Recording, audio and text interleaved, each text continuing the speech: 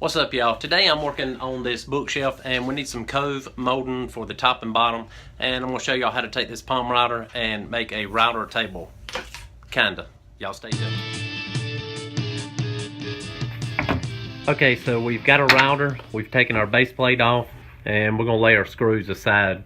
We're going to take our base plate and trace out on the plywood. Now I'm using 1/2-inch plywood. I would say you can use any kind of plywood, but I think the 1/2-inch plywood might be the best. It's going to let you countersink or recess the screws so they don't stick up above the surface, just like they do on these. If you can, I don't know if you can tell real good, but they're recessed a little bit so they don't get hung up on the material.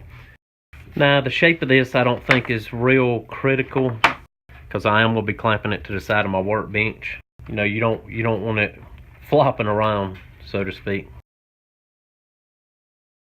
And you can, I guess you can make it however long you think you need it. We're probably gonna make ours about 16 inches, so that should be long enough to clamp it to the table.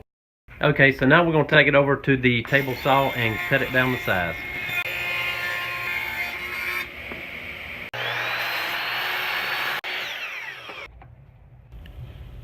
Okay, first we're going to take a small Forstner bit and we're going to drill these 4 holes. Then we're going to come back after that in the center with this regular bit and drill the ones going down through the center. And the Forstner bit's going to give us the countersink that we need for the head of the bolt.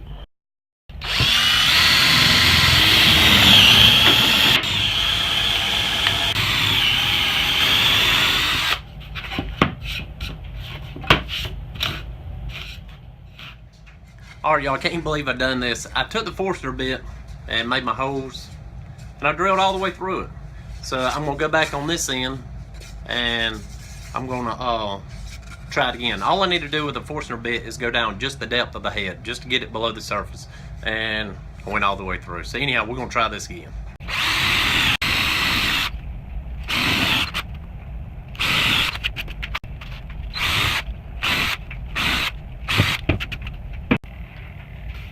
Okay, so as you can tell, the bolt's not going too far through it, so I think I'm gonna have to drill down just a little bit more with my Forstner bit so it will stick on through, so we can actually bolt it to the router.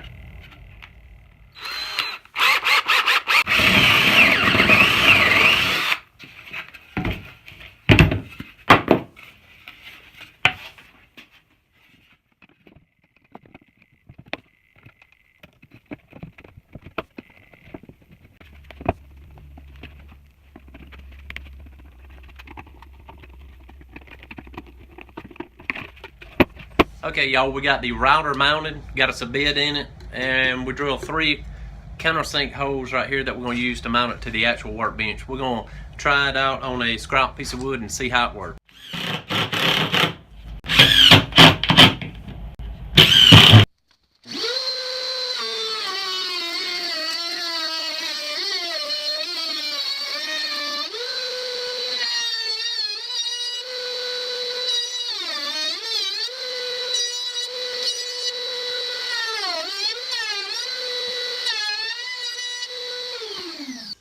Okay, if you do need a router table and you don't have one and you happen to have a palm router, you can do it like this. I will say it's probably not the safest thing to do, but if you need a few small pieces of molding or trim, you can actually do it like this. Now, I wouldn't recommend cutting any big pieces on it, but if you need a few small pieces, you should be able to handle it.